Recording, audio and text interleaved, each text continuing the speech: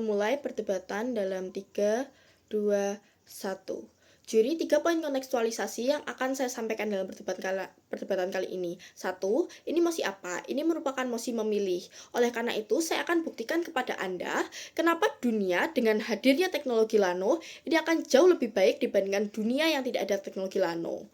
Tapi yang kedua, ini dunia dalam perdebatan ini tuh dunia seperti apa? Sadari kalau misal dunia saat ini itu adalah dunia yang saling terhubung. Artinya apa? Informasi itu bisa diakses di mana-mana. Orang-orang bisa akses informasi dimanapun. Misalnya mereka mau cari di Google, mereka mau cari di media sosial, mereka mau cari di AI dan lain sebagainya, dan tidak terbatas pada anak-anak. Ya, kalau misal tim lawan bisa mengatakan kalau, oh ya nanti kan ada fitur batasan usia dan lain sebagainya. Sadari kalau misalnya anak-anak sekarang itu pintar, mereka bisa ngakalin hal-hal ini, misalnya kayak suatu hal yang butuh verifikasi KTP misalnya, oh ya mereka bisa diem-diem nyuri KTP orang tuanya untuk digunakan verifikasi, atau misalnya kayak bocil Roblox yang mereka nyoret-nyoret mukanya supaya kelihatan jadi orang tua dan lain sebagainya, supaya mereka bisa lolos sistem dan pada akhirnya dianggap sebagai orang dewasa, sehingga pada akhirnya ya mereka bisa akses informasi-informasi ini. Lalu poin kontekstualisasi yang ketiga, siapa aktor yang terlibat dalam perdebatan ini? 1. Anak usia 0-18. Sebenarnya karakterisasi anak usia 0-18 itu adalah mereka memiliki rasa penasaran yang tinggi, mereka masih suka eksplor sana-sini, sehingga pada artinya apa? Ya, pada akhirnya mereka itu akan lebih mudah atau lebih likely untuk terjerumus ke hal-hal yang buruk, misalnya kayak geng-geng yang buruk, pergaulan bebas, dan lain sebagainya.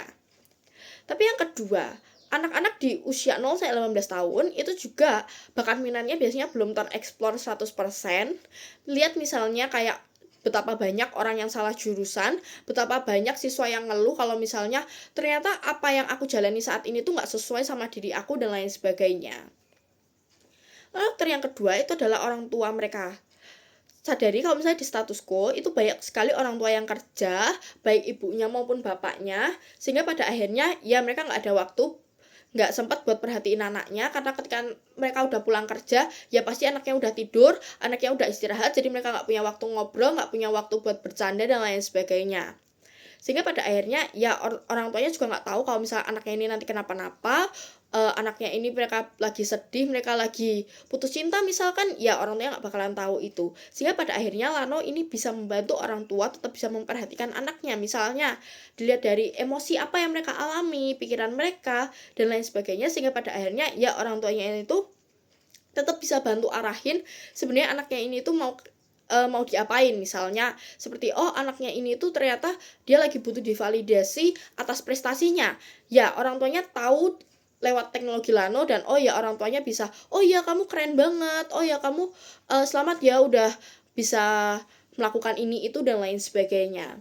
Baik, beralih ke argumen saya, dua poin argumen. 1, mengapa nano pada akhirnya bisa mengurangi tindak kriminal pada remaja? Sadari, kita lihat dulu prasyaratnya juri. Prasyarat tindak kriminal pada remaja ini bisa dicegah itu adalah orang tuanya harus tahu anaknya dulu, misalnya dari pergaulannya, pikirannya, tindakan apa yang dia mau lakukan, dan lain sebagainya. Tapi mari kita lihat dulu, sebenarnya kriminal remaja itu muncul dari mana? Sadari kalau misalnya kriminal remaja itu tuh muncul dari pergaulan yang nggak sehat, rasa penasaran remaja, mereka ingin divalidasi, mereka ingin mencari teman-teman yang senasib sama mereka, dan lain sebagainya.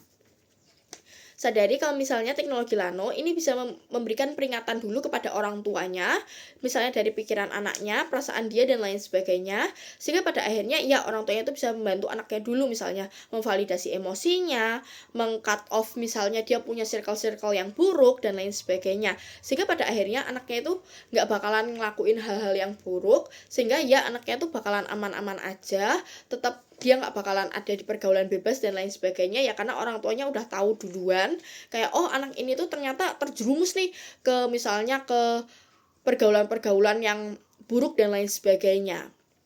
1 poin penimbangan untuk argumen ini.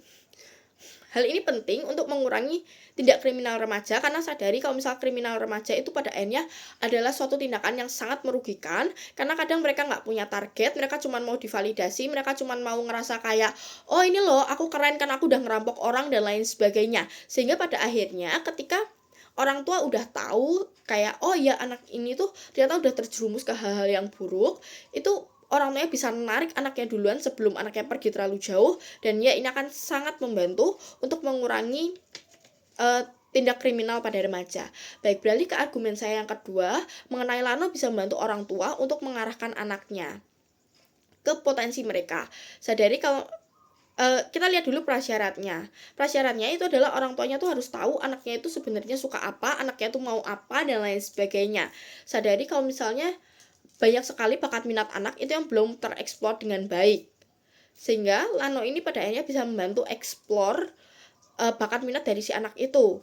Ketika nanti misalnya orang tua tahu anaknya, ya orang tuanya bakalan tahu, oh anak ini harus dibawa kemana. Misalnya orang tua ngelihat ada anaknya mereka itu misalnya energik, oh iya berarti anak ini harus aku masukin ke dance misalnya, atau aku masukin ke olahraga, atau misal kayak, oh anak aku ternyata pintar gambar, oh oke, aku bakal masukin dia ke les gambar dan lain sebagainya. Sehingga pada akhirnya ini akan memaksimalkan potensi anaknya udah tahu potensi mereka bisa bangun personal branding dan lain sebagainya.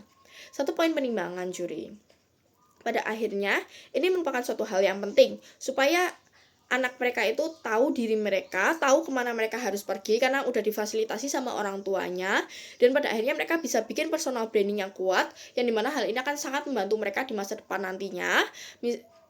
Misalnya seperti, oh anak yang dari kecilnya udah jago gambar, udah suka gambar dan lain sebagainya, ketika besar dia bisa jadi arsitek misalnya, atau misalnya jadi pelukis, ya orang-orang udah bakalan tahu kayak, oh ini kan anak yang dari kecil udah jago gambar itu, oh ketika misalnya aku ingin memakai jasa arsiteknya mereka, aku bakalan lebih yakin karena kayak, oh ya ini anak kan emang udah pintar gambar dari dulu dan lain sebagainya.